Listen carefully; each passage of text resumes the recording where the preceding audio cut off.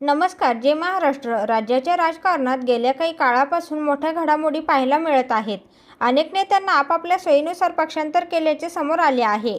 अशातच आता धाराशिव जिल्ह्यातील राजकीय घडामोडींना वेग आला असून पक्षांतराचे सत्र सुरूच असल्याचे चित्र आहे.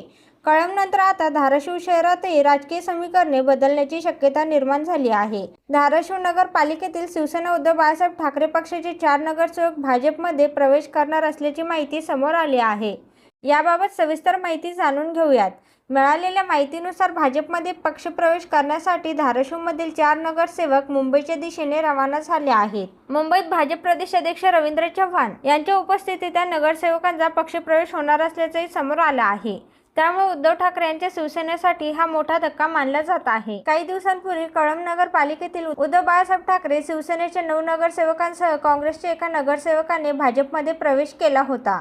या पक्षप्रवेशामुळे कळंबमधील राजकीय समीकरणे मोठ्या प्रमाणात बदलली होती. त्यानंतर आता धाराशिव नगरपालिकेतील 4 नगरसेवक भाजपमध्ये जाणार असल्याची माहिती समोर आल्याने जिल्ह्यातील राजकीय चर्चांना आणखी उधाण आले आहे.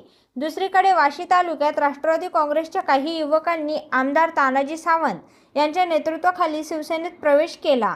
त्यामुळे धाराशिव जिल्ह्यात एकीकडे ठाकरे शिवसेना आणि राष्ट्रवादी काँग्रेसला धक्के बसत असताना दुसरीकडे शिवसेनेची ताकद वाढवण्याचे प्रयत्न सुरू असल्याचे चित्र आहे. एकेकाळी राष्ट्रवादी काँग्रेस आणि ठाकरे शिवसेनेचा बालेकिल्ला म्हणून धाराशिव जिल्ह्याची ओळख होती. मात्र गेल्या काही काळापासून जिल्ह्यात सातत्याने पक्षांतराच्या घटना घडत आहेत. कळंबनंतर धाराशिव शहर आणि आता वाशीममध्ये राजकीय समीकरणे बदलताना दिसत आहेत. दरम्यान धाराशिव नगरपालिकेतील 4 नगरसेवकांच्या संभाव्य भाजप प्रवेशामुळे स्थानिक राजकारणावर नेमका काय परिणाम होणार, तसेच ठाकरे शिवसेनेकडून यावर काय प्रतिक्रिया दिली जाणार, याकडे आता सर्वांचेच लक्ष लागले आहे.